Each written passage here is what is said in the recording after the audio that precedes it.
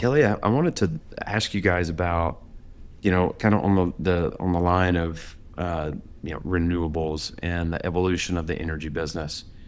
Do you guys have, the utility side of the space is something that I think landmen that have worked upstream oil and gas traditionally and have maybe moved to work on the renewable side of the business. The one thing like that knowledge gap that we've all had to bring ourselves up to speed on is like utility and Right. infrastructure and things like that. Have y'all integrated things in your program that are specifically kind of geared toward understanding how the utility markets work?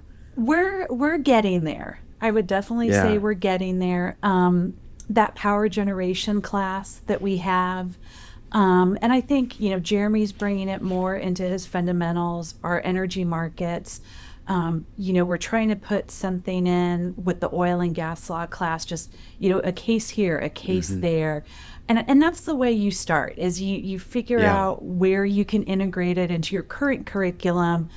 And then as students express an interest, or as we get more industry partners on that side, then we can look at, okay, we've got to create more classes for this. And Yeah. but then we do run into who who are the faculty to teach it. And Yeah. it's not easy to get people to Lubbock, Texas. We were just Yeah. lucky with Jeremy and with Nikki, Charles Frisbee before, that basically, not in Jeremy's case, he's not retired, but everybody else has had these long careers. Um, Jerry just wanted to get back to West Texas for some football Oh and yeah. basketball Oh yeah. games. Let's be honest. Yeah. Um, how do you get those faculty members to come? Those knowledge experts. And I think It's a, the other side of it is there's an expectation from industry of what our students are going to know, and we only have them for a certain amount of time, and so it's hard to what am I going to cut out to replace with whatever it is, utilities, renewables.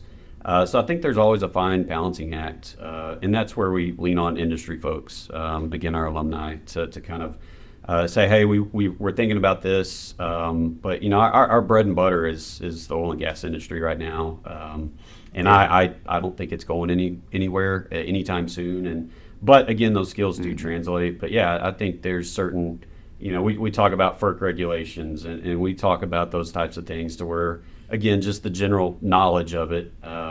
We don't go into a ton of detail, but they'll at least know, what ERCOT is and those types of things to understand that side of it. But yeah, I think it's just a fine line of what do we get rid of, what do we add, what do we take away, and it is a balancing act. Yeah. I mean, obviously, yeah, the oil and gas business we're in Texas, baby. It's going to be there, and it's not going to change. What do you, and we talked earlier about, when you graduated and I graduated from college. I'm the oldest of the young.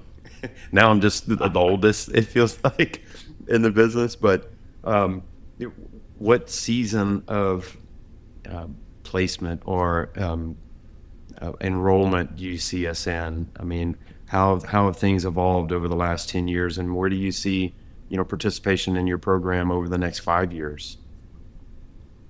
Kelly, I'm letting you Kelly, take that what do one. you maybe? Yeah. Um, you know, I would say, and we've made a deliberate effort the past couple of summers, to go to every Red Raider orientation to talk about the energy commerce program. So we are seeing strong enrollment in the program. It might be a little too strong for me at the moment, but ask me after grades post. Because we want to be able to still give our students the individual attention that we're known for, and be Mhm. able to do all the extracurriculars for our students. And if we get too big, we're not going to be able to do that. So what is our sweet spot? But like we tell students at orientation and their parents, because if we can get in front of parents, they're sold on the program. Yeah, yeah. Energy is not going anywhere. Their kids will have a long, or our current students will have a long career in energy. Their kids will have a long career in energy, and probably their grandkids. So I think we're positioned in a really strong way to continue having a great program and do all the things that we can do for our kids and maintain our standards. I think that's another big thing for all the faculty in energy commerce is maintaining our standards and making sure our students have opportunities and we don't flood the market. Yeah, that's a good point. How did that culture, I guess, evolve or maybe not evolve? How did it come to fruition? Right? I mean, because that's a big deal. You see it in business all the time. Oh, I'm going to grow and be the biggest and best, and then you have others that, hey, I'm going to be the best, and that is front and center in whatever I'm going to do in business. And I'm not focused on 10xing my growth. I want to 10x my longevity, and I want to have a high placement rate or whatever the case may be. How was that established in the program? How did that culture come to be? I think it's been there since day one. Since Terry McInturf was hired to come back and revamp the PLM program, with everyone having worked in business and in industry, it's just important that we maintain these standards. We don't mess around in energy commerce. We have fun with what we're doing, but we take what we do seriously. If a student is not going to participate in our events that are required in order to go through Meet the Industry or interview on campus, well, then that's on them. We have a strict attendance policy in all of our classes. What is it, Jeremy? 2 unexcused absences are allowed, and every absence after that, you drop a letter grade.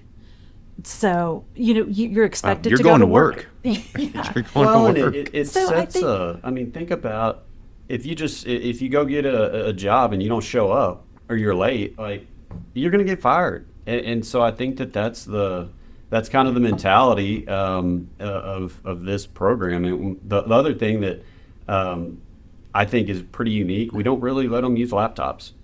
It's handwritten, so you are staring at whatever slides or the professor, and you're not distracted. Now, phones still get distracting, obviously, but I think not having laptops and those types of things, you hear from students like, blah, blah, blah, and then at the end of the semester, like, oh, okay, that makes sense now because I actually paid attention. Yeah. So, yeah, it's just a different animal.